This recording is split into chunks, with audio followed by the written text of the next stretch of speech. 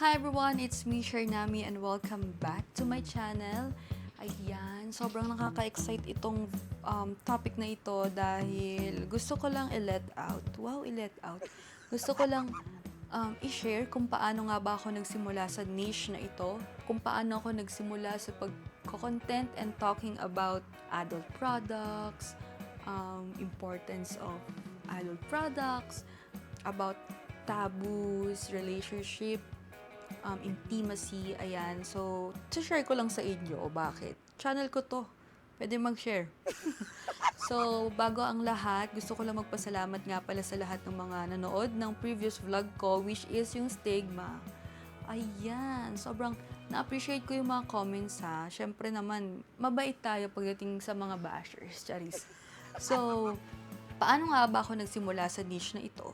Una bago mag-pandemic, nanonood na ako ng mga vlog. Yung mga vlog yan, mga makeup vlogger, food vlogger, yung mga nagvo-vlog talaga, yung mga lifestyle talaga nila. Like sila Mimiya, yung ba yung mga pinapanood kong mga vlogger dati. So, gusto ko talaga mag-vlog dati pa. Gusto kong mag-vlog. Pero, ang camera ko, yung Vivo na natataas na yung Vivo B16 ba yun, ang labo pala nung. At wala kaming computer noon. So, sobrang mahiyain sa camera dati. And I think na kapag nag-vlog ako sa loob ng bahay namin, nakakahiya. Yung parang, alam niyo yan guys, alam ko maraming makaka-relate sa inyo na kapag gusto mong mag-vlog, mag-start ng vlogging, parang, wag na, pagtatawanan ka lang ni ate at kuya, yung parang ganun yung pakiramdam. Pero, gumawa naman ako ng YouTube channel ko dati. Tapos, nag-upload lang ako ng isang cover song, which is yung favorite kong kanta ng Laylee. Tapos, hindi ko na alam yung password nun eh. Pero, yun lang, hindi naman natuloy. Parang ganun-ganun lang. Anyways, ayun nga, lumalayo na tayo. Fast forward, 2020, ayan, nasabi ko naman sa inyo na noong una wala pa naman ako sa public web, adult site eh. Wala pa naman. Naging active ako sa Instagram, tapos nag-try ulit akong gumawa na YouTube channel ko. And yung first upload ko doon is song cover din siya. Tapos, yung pandemic eh, wala akong magawa. Tapos, isa lang yung pinost ko. Tapos, nakita ko yung comment, may nag-comment doon na, Oh, magaling ka naman palang kumanta eh. Bakit di ba kailangan mo pang mag-post ng mga sexy photos? alam naman natin, hindi pala niya alam. Nasabi ko naman na sa inyo kung paano ako nagsimula sa career ko.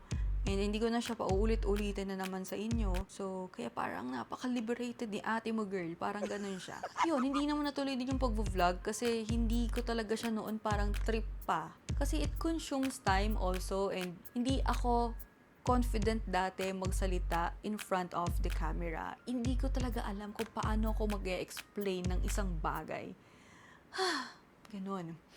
So, fast forward, 2020, December, nag-approach sa akin itong isang local adult shop. Okay lang bang magpa-endorse, magpa-promote ng product nila? So, ako naman, sabi ko, wow. Sabi ko, first ko to. Nakaka-overwhelm kasi dati nanonood lang ako ng mga nagpapadala ng mga PR packages sa mga brand endorser, ayan. So sabi ko, wait, gigat ko na to.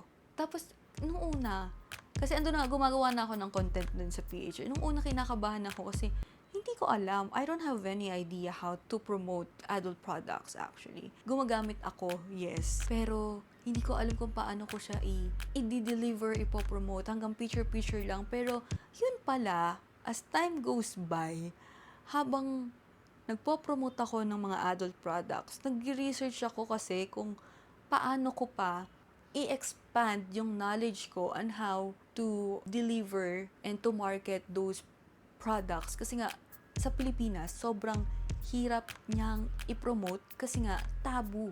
Nakakatawa siya. 'Di ba? Nakakatawa yon. Parang gano'n, nakakatawa siya sa iba. Pinagtatawanan siya ng maraming tao. Kasi nga, kapag gumamit ka ng mga adult products, ni ultimong condom, lube, oh my God, they will laugh at you. Kahit ultimong pagbili mo na lang, 'di ba, ng mga CD sa convenience store, parang, ano ba yan? Bakit kayo bumibili ng ganyan? Parang ganon, parang tanga. Parang ganon siya. So, ayun, nung nakuha ko yung endorsement, hindi ko na talaga pinalampas na mag-research about sexual health and wellness na nagugulat ako na, oh my God, meron pala tong mga purpose. May iba-iba klase pala ng product na sa iba-ibang parte ng katawan. Alam nyo yon, yung parang natutunan ko rin ma-explore yung sarili kong pangangailangan dahil sa pagpo-promote nung mga products na yon. At the same time, it's not all about also promoting products. It's about how you take care of yourself. Kasi nga, we're talking about your sexual health at the same time your sexual wellness. Sobrang ang dami palang factor na kailangan mong i-apply sa sarili mo. Kasi alam naman natin na yung iba po dito ay nagkakaroon ng problem sa kanilang sexual health. And at the same time, lalong-lalo na po sa mga lalaki, at the same time, naapektuhan yung kanilang mental health. Alam naman natin yan. So, doon na pumapasok itong mga product na ito. So, nung mga first 2 years, ang dami talagang judgment. As in, sobrang daming judgment. Hindi nila sineseryoso yung mga contents ko online. And nung una, gusto ko pang pumatol, pero at the end of the day, ang goal ko talaga up until now is to educate and empower each and everyone na ang paggamit ng mga ganitong product and talking about these topics ay importante sa ating lahat kasi it's part of our health also sexual health nga Alam naman natin, being mature enough bilang adult, alam na natin yung mga tama at mali. So, yung iba dito, naiintindihan ko kung bakit nagagalit sila sa mga asawa nila na gumagamit pa ng mga proteksyon. Naiintindihan ko rin na nagagalit sila sa mga asawa nila na bakit kailangan pang bumili ng vibrating toy. At nagsiselos sila doon. Bakit sila nagsiselos? Kasi they are not educated enough na hindi ka naman ipagpapalit niyan. So, yung mga ganong klaseng bagay, no? So, ang dami kong na-receive na panghusga. Bakit ganyan yung content mo? Bakit ganyan yung mga sinasabi mo? Ang bastos mo naman. 'Di ba? Bastos na agad. So, kapag iisipin nyo, it's about taking care of yourself also. At the same time, it's about exploring your own needs. Pero alam nyo, sa bawat negative comments na nababasa ko, meron pa rin akong mga nababasa na mga positive comments na thank you for sharing those contents. May mga ganun. Kasi minsan may mga share akong contents na tips, how to spice up your, communication in bed, something like that. Or advice on how to set a date night, di ba? So parang it's about, connected kasi siya sa pagkakaroon mo ng relasyon sa sarili mo at the same time kung meron ka man karelasyon, asawa o jowa, parang magkakaduktong-duktong yan. Hindi lang po yan usaping nakaka-arouse. Hindi ganun yon. So, nung na-realize ko na may mga positive comments, marami palang tao na gumagamit din pala ng mga ganitong products and may mga tao din palang curious din sa mga usapin na about sa relationship, about sa bed, etc. Natutuwa ako. So, parang namamotivate ako lalo to do such content like this. Feeling ko kasi parang mission ko or parang calling, parang ganon. So, ayan, bago ko i-end itong video na ito, ang sasabihin ko lang ay confidence is the key. Siyempre, bilang adult content creator, kinakailangan din na magkaroon ng confidence sa sarili kasi hindi ka pwedeng matakot sa industry na to. Or even though if you're into this kind of niche, kasi nga, tabo nga siya, di ba? Kasi nga may stigma. So, kailangan mo labanan yon at hindi ka dapat nakikinig sa sasabihin ng ibang tao.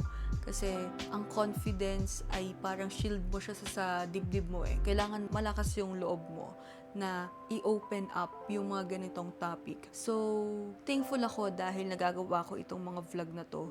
And, pangalawa, kailangan ng patience dito. Kasi, ang sasabihin ko lang sa inyo, pagdating sa health, lalong-lalo na sa sexual health, kailangan maging patient ka din sa sarili mo kasi kung hindi mo ma-explore yung sarili mo kung ano ba talaga yung mga gusto mo at yung mga ayaw mo at kung hindi ka magkakaroon ng patient about it, nagkakaroon siya ng parang toll o nagkakaroon siya ng effect sa mental health mo at lalong-lalong hindi mo maiintindihan yung sarili mo So, ayun lang guys. Sana meron kayo natutunan sa video na ito. And hopefully, makapag-share din kayo ng mga experience nyo about your personal experience, intimacy, relationships, and kung kailan ba kayo unang bumili ng mga sa convenience store ng mga condom. Ayun lang, huwag tayong mahiya na pag-usapan ito dahil hindi naman siya masama. 'Di ba? Pero syempre, kailangan pa rin natin ng consent. Palaging may consent dapat. So, yun lang guys. Tatapusin ko na tong video na to at sana mag-subscribe kayo sa YouTube channel ko na to dahil marami pa tayong pag-uusapan, hindi lang ito. At share nyo na rin itong video na to. Bye! Bye-bye na. Ingat palagi.